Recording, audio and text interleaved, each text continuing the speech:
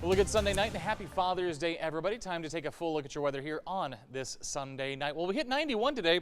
That was before the storms came through. For a brief moment, a couple of areas fell into the upper 60s earlier this afternoon, so a very comfortable afternoon. But of course, as they do, things rebounded quickly. We got back up into the 80s in a lot of spots as we headed towards the evening. Now that the sun's down, of course, we're going to keep it pretty consistent as we head through the rest of the night. But again, 91 and 69, those were our numbers for today, pretty close to the average. And as the storms came through, a little bit less than 1/4 of an inch there at Waco Regional Airport. That keeps us above where we're supposed to be for this time of the year, which is great news. Remember, for several weeks we were talking about being below the average. We've now gone back up above. Across the area, here's the thing. The storms were moving so fast this afternoon. They were moving at about 40 to 45 miles per hour, so there was no one place where they were able to kind of stop and just pour a lot of rain. So with that in mind, most of us staying between about 1/10 of an inch to about 1/2 an inch of rain across central Texas. Saw a little bit more down, say, in Burleson County. We did see a couple of flood advisories issued there earlier today for parts of Brazos County and Burleson County. But again,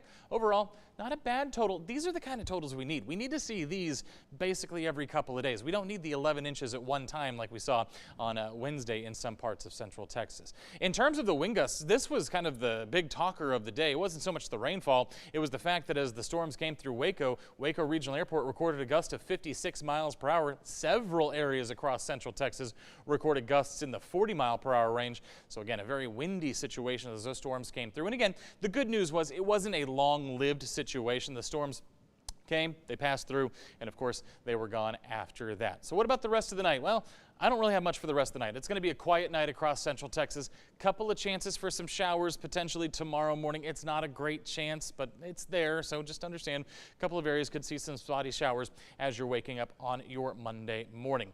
Better chances as we head towards the afternoon. They're primarily going to be in eastern parts of the viewing area, so east of I-35. So keep that in mind. Again, if you're east of I-35, you could see some showers and thunderstorms there in the early afternoon. And then as we head into the evening, it's going to be another one of those situations where we see those sea breeze storms bubbling up from the Houston area. We'll see how far, again, inland they can make it. If they make it up into the Brazos Valley, maybe sneak into a couple of areas here in central Texas. But again, a low chance, about a 20% chance that any of us see any rain for your Monday afternoon, your Monday evening. Other than that, we'll start off on the mild side with temperatures starting off in the morning in the mid and upper 70s. Very humid out there, so we're not going to cool down very much.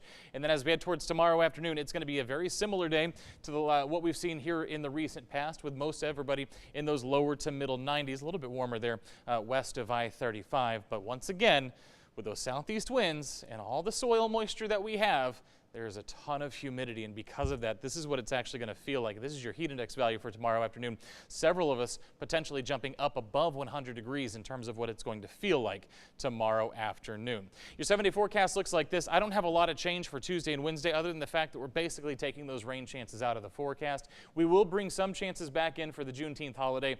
Again, isolated, scattered chances. It's going to be more of that kind of sea breeze activity coming up from the southeast once again. So we'll keep an eye on that. And we'll keep those chances in the forecast into the weekend as well. It looks like maybe Saturday into Sunday, some of the best chances there to see some showers and thunderstorms. But other than that, we're staying warm and we're staying humid the rest of the way.